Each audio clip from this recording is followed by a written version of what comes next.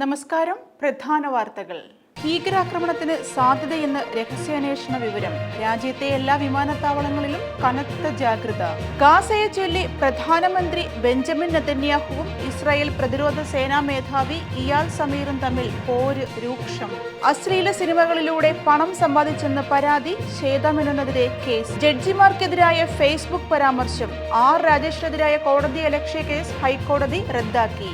ഉത്തരാഖണ്ഡ് മിന്നൽ പ്രളയത്തിൽ കുടുങ്ങി 28 മലയാളികൾ. എല്ലാവരും സുരക്ഷിതരെന്ന് സംഘത്തിലുണ്ടായിരുന്നവർ അറിയിച്ചു. തൃശൂരിൽ സ്കൂൾ കെട്ടിടത്തിന്റെ സീലിംഗ് തകർന്നു വീണു. സ്കൂൾ അവധിയായതിനാൽ വൻ അപകടം ഒഴിവായി. വാർത്തകൾ വിശദമായി. കമൽഹാസന്റെ സിനിമകൾ OTTയിൽ പോലും കാണരുത്. ബഹിഷ്കരണ ആഹ്വാനവുമായി BJP. കമൽഹാസന്റെ സിനിമകൾ ബഹിഷ്കരിക്കണമെന്ന് ആവശ്യപ്പെട്ട് തമിഴ്നാട് BJP ഞായറാഴ്ച അഗരം ഫൗണ്ടേഷൻ സംഘടിപ്പിച്ച പരിപാടിയിൽ പങ്കെടുത്ത് സംസാരിക്കുമ്പോൾ സനാതന ധർമ്മത്തെക്കുറിച്ച് കമൽഹാസൻ നടത്തിയ പരാമർശങ്ങൾക്കെതിരെയാണ് BJP രംഗത്തെത്തിയത്. ഭൂമിക്കടിയിൽ ഇനിയും രഹസ്യങ്ങൾ, നേരറിയാൻ റഡാർ പരിശോധന. സെബാസ്റ്റ്യൻ കൊടും ക്രിമിനലോ? ദുരൂഹ സാഹചര്യത്തിൽ 3 സ്ത്രീകളെ കാണാതായ കേസുകളിൽ ആരോപണ വിധേയനായ 65-കാരനായ പള്ളിപ്പുറം ചൊങ്ങുന്തറ CM സെബാസ്റ്റ്യന്റെ വീട്ടിൽ റഡാർ ഉപയോഗിച്ച് പരിശോധന ആരംഭിച്ചു. ഭൂമിക്കടിയിൽ എന്തെങ്കിലും കുഴിച്ചിട്ടിട്ടുണ്ടോ എന്ന് മനസ്സിലാക്കാനാണ് ഗ്രൗണ്ട് പെനസ്ട്രേറ്റിംഗ് റഡാർ ഉപയോഗിച്ച് പരിശോധന. തിരുവനന്തപുരത്തെ national centre for earth science studies ഉദ്യോഗസ്ഥരുടെ നേതൃത്വത്തിലാണ് പരിശോധന.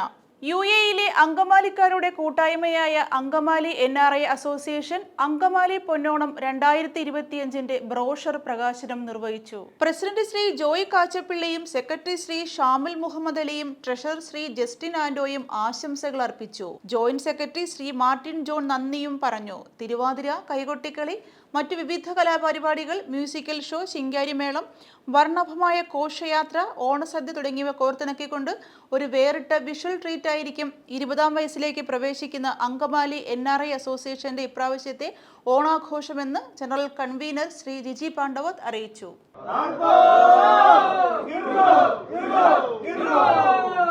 ഇംഗ്ലീഷ് മണ്ണിലെ മാസ്മരിക പ്രകടനം. കരിയറിലെ ഏറ്റവും മികച്ച ടെസ്റ്റ് റാങ്കിങ്ങുമായി Siraj. And just contrast the feeling now that you have with at Lords 2 games ago when you were the last man out. It's very heartbreaking moment क्योंकि तब जड्डो भाई ने एक ही बात कर रहे थे, जितना हो सके अपना बैट से मिडिल करके खेल और ज़्यादा टेंशन मत ले, और 1 वर्ड इस रेलिंग के अपने फादर के बारे में सोच, जितना तो इतनी मेहनत करके यहाँ तक पहुँचा था. फिर unfortunately it's happen. He says that Jaddu was telling him to back his defense and the fact that remember your father, how hard you worked to get here, put everything into play and you can get it done, but it just didn't happen at that moment. ഇന്നത്തെ വാർത്തകൾ ഇവിടെ അവസാനിക്കുന്നു. വാർത്തകളും വിശേഷങ്ങളുമായി വീണ്ടും കാണാം.